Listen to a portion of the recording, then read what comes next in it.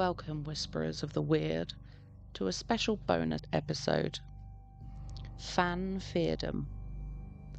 Once a month, we'll read letters sent through the ether, like echoes from the loam. Tonight, I'm not the only voice whispering from the shadows. These tales come to you from our listeners, our fellow mortals, our kin-keepers of dread. Each one is a flicker of something glimpsed in the dark. Some rooted in folklore, others feel like warnings, but all of them are true. Or at least they are true to someone. So light your lantern, draw the curtains tight and settle in. These are your stories, and tonight I'll be the one to speak them aloud. The first letter comes from Ellie, who grew up near the infamous Clophill Church in Bedfordshire. Dear Fauna, I wanted to share my experience at Clophill Church because it's one of those places that doesn't just stay in your mind, it follows you home. I grew up not far from Bedfordshire, and Clophill Church was always talked about. My nan used to say, "Don't go poking around where the dead don't sleep." I do know that just outside of the village, in 1961, there was a murder. James Hanratty, also known as the A6 murderer, killed Michael Gregston and shot his girlfriend, who he left paralysed, on the A6 at Dead Man's Hill. Hanratty was one of the last people to be hanged in the UK. Rituals happened at Clophill Church a lot too in the 60s. In 1963, 2 local boys found a human skull lodged into a broken window frame inside the ruined church walls. And across the floor were loads more bones, arranged in a way that people said were deliberate for devil worship. The remains were later identified as those of Jenny Humberston, an apothecary's wife whose grave had been desecrated. Further investigation showed that several other women's graves had also been messed around with. I think one of the weirdest things that makes people question it is the way the church was built. Christian churches are built facing east, towards the rising sun, but St Mary the Virgin at Clophill faces west, a direction some say symbolically turns its back on God, leaving its threshold open to darker forces. So it's no surprise that tales of satanic ritual is common. There's literally loads of ghost stories tied to Clophill. One is the hooded monk seen drifting through the ruins. I think some paranormal investigators have even captured footage of the figure moving silently across the archway and vanishing into the tower.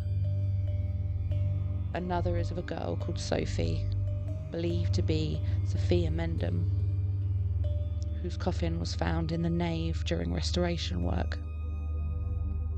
And then there's the supposed legend of George and William, 2 close friends serving together in the Air Force during World War I.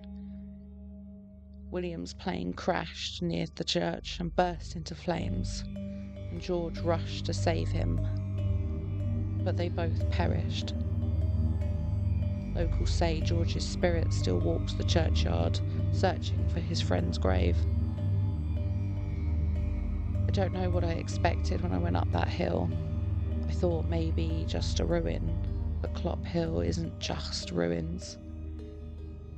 And whether it was something ancient, something broken, or just my own fear, I definitely left feeling like I hadn't been alone.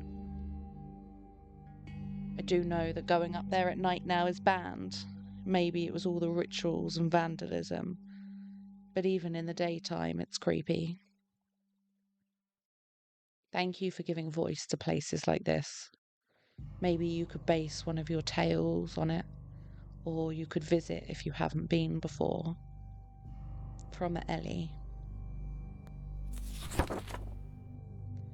This next letter comes from Jakob, all the way from Connecticut. to tell us of the White Lady. Dear Fauna, I'm writing from Connecticut, where one of the pieces of local folklore still haunts our town, literally. It's about the White Lady of Union Cemetery, and whether you believe in ghosts or not, her legend is hard to ignore. Union Cemetery dates back to the 1700s, tucked between Easton and Monroe. It's quiet, kind of overgrown in places and surrounded by woodlands. For decades, people have reported seeing a woman in a flowing white dress drifting between the headstones. She's most often spotted near the back fence, and some folks say she glows and others claim she vanishes when approached. The earliest written account of her goes back to the 1940s, but she likely predates that. Paranormal investigators Ed and Lorraine Warren, yes, the same couple behind the Amityville, did claim to have captured her on film during the 90s. They described her as a translucent figure with long, dark hair, appearing briefly before fading into mist. The footage was never released publicly, but their accounts helped cement the White Lady's reputation.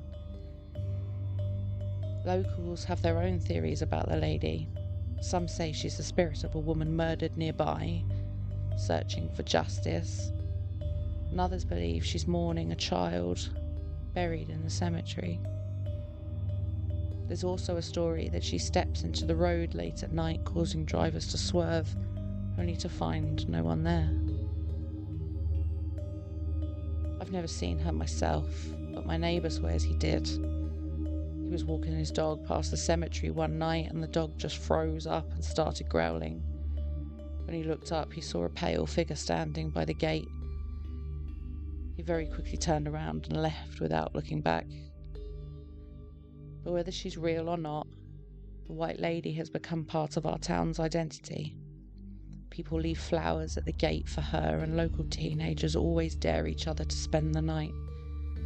And every so often, someone new comes forward with a story. Thanks for creating space where folklore still matters. Jakob. The next letter comes all the way from Gate City, Virginia, from a fellow TikToker, at Appalachian Boo Bust. Dear Fauna, this is a true story. One night, it was me and my fiancé and a few friends, and we went on a paranormal investigation at a local cemetery. We're doing the investigation and it's going great, and around 3 a.m. we hear a car pull up the hill to the cemetery. So we turn off the lights on the camera, but we keep recording because we thought we'd be made to leave. But when we turn around to the car we were in to go and leave, we look down the hill and there was no other car. But we definitely heard the car and saw its headlights. After that happened, we all look at each other. One of my friends in the group says that there is a story for the cemetery about a ghost car, and we caught it on video. After we talk a bit more, we start back up, and part of the cemetery has kids' graves. Me and one of my friends in the group went down to investigate the kids' gravesite, and another friend and my fiancé stayed on top of the hill with 2 other people in the group.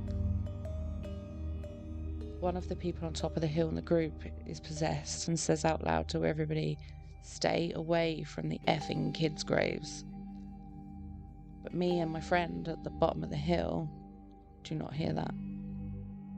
My fiancé and another friend said they saw a black shadow behind us, around 12 feet tall and just completely black. Me and the friend come back to the top of the hill after we'd left the grave sites. We leave the cemetery and we stop for gas and use the bathroom. One friend was driving his vehicle with the other 2 people and were beside us on the road, and the one who's possessed shouts out the window once again, "Stay away from the effing kids' graves."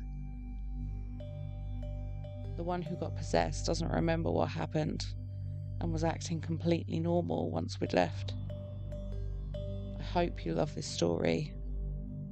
From @Appalachian Boobust. Thank you all for sharing such haunting pieces of your local lore.